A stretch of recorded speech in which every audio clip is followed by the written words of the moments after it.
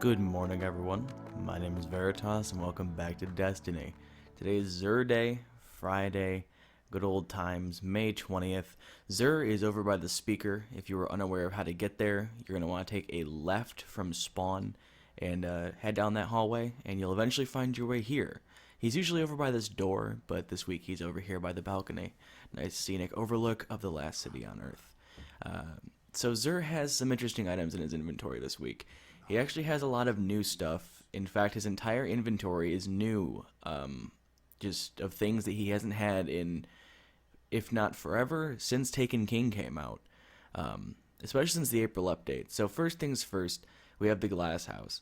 Now, this intellect roll starts at 64 and maxes out at 79. The maximum roll for a Glasshouse in the intellect section is 106. So it's not a great Glasshouse.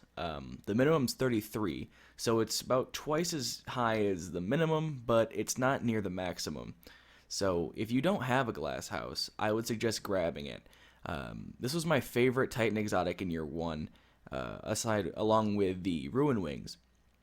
The Glasshouse's effect is that your Blessing of Light and Weapons of Light last longer. It increases the time from 10 seconds to 15 seconds.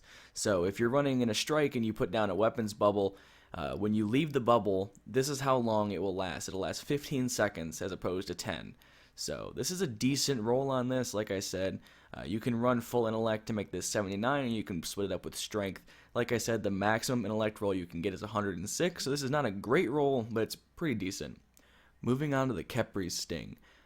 This is quite a unique hunter exotic. This roll is 55-68, which means it maxes out with strength at 68. The Khepri Sting can max out at 94, and the minimum is 30. So your best roll on this is going to be 94 strength, and this is 68. So like I said, you could max this out. You can add some discipline if you want, but your maximum roll here is going to be 94. So it's not a great roll. The Zur items don't tend to be fantastic rolls. This one in particular is relatively not great, just because hand cannon and fusion rifle loader. If you happen to be someone who uses these, fantastic. If not, you can always twist fate. To do that, you're gonna have to buy some glass needles and have the other items. If you don't have any glass needles, he actually sells these for 3 coins, 3 motes, and an exotic shard, and this will allow you to reroll exotic armors to have different variable perks, which means it'll change up what loaders it has here.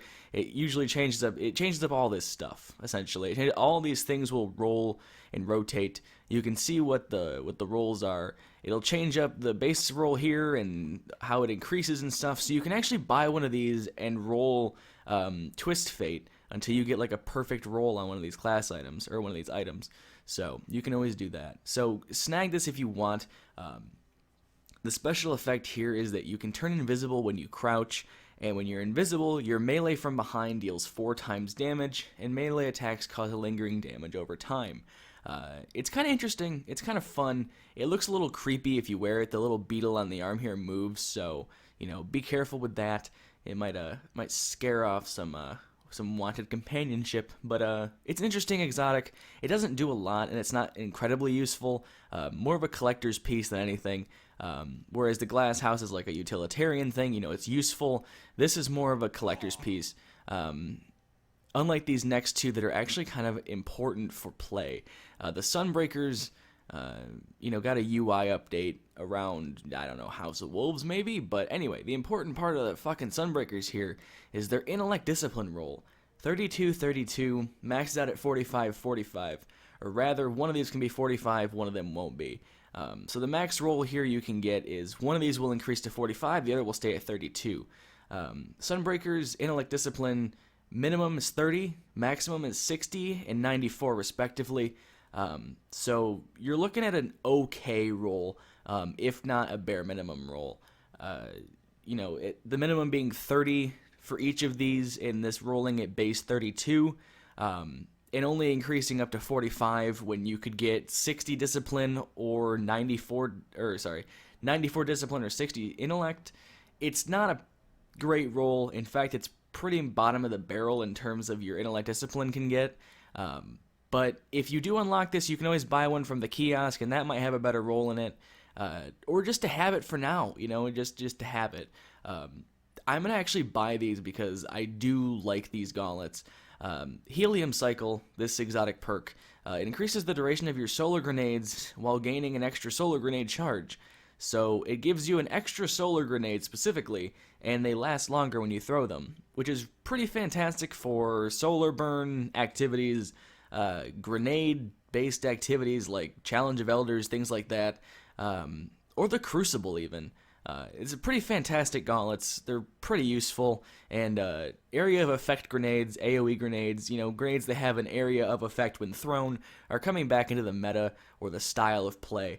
So this is a good pair of gauntlets for you to grab. They're not perfect in terms of their stats here, but just the usefulness of them and the fact that they roll with pretty good reload things for warlocks, being a scout rifle and a fusion. If you have the Sasuno, which is the class-specific warlock fusion rifle, I'll show you here.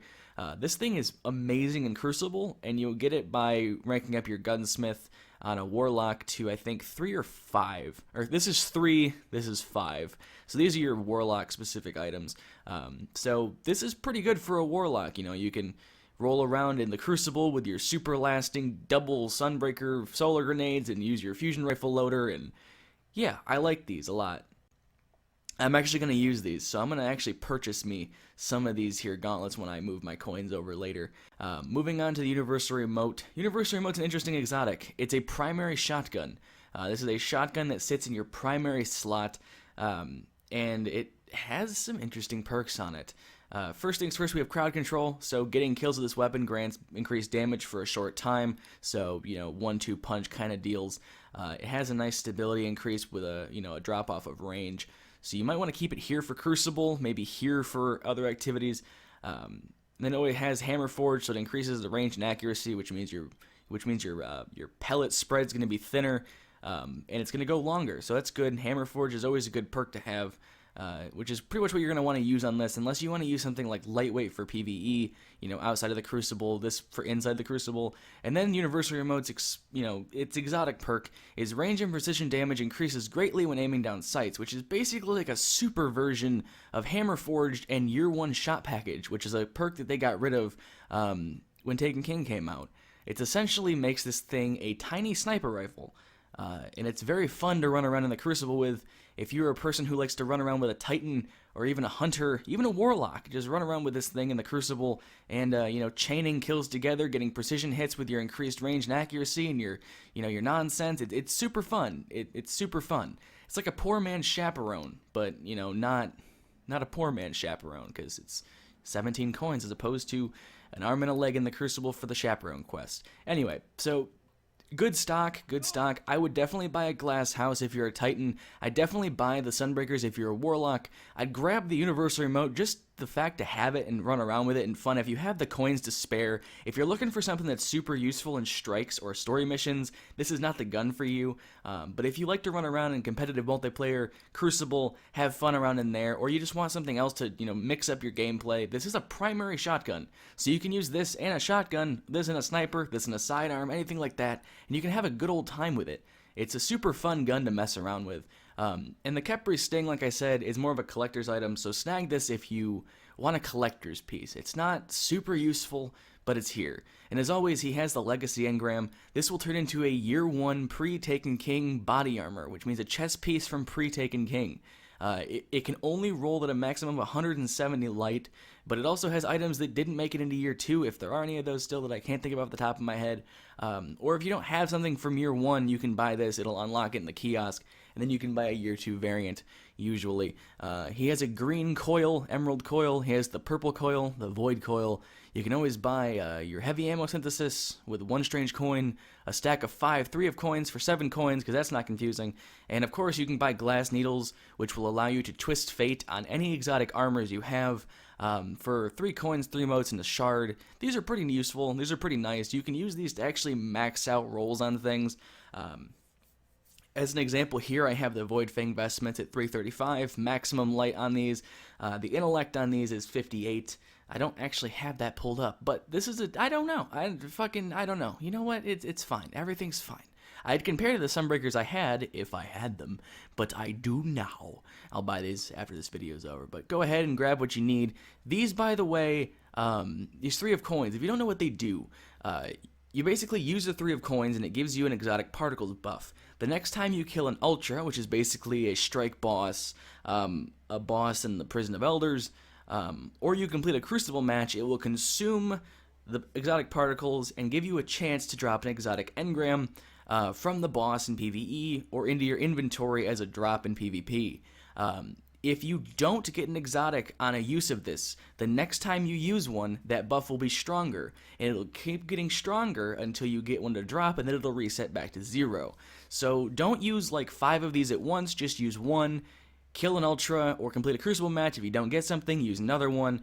Keep going until you get one. It basically guarantees you to eventually get an exotic engram for, you know, relatively cheap, 7 coins. You can kind of like run with it. You're pretty much guaranteed an exotic if you buy 2 stacks of these. 10 of these to get 1 exotic is not bad. That's about 14 coins for an exotic versus buying one, waiting for Zer to sell it, or hoping to get one in normal play. So go ahead and mess around with these if you want. And yeah, that's about all I have for this. I tried to make this more in-depth this time around. I wanted to be a little bit more helpful than just be like, he has these things, have fun. So I hope I helped a little bit more if you're newer or just didn't know what was going on here.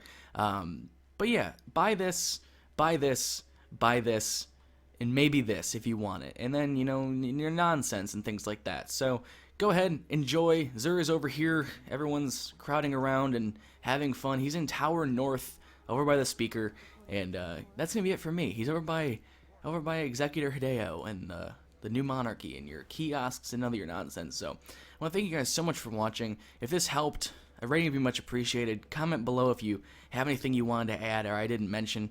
And other than that, yeah, thank you guys so much for watching. And until the next video, have a great day, everyone.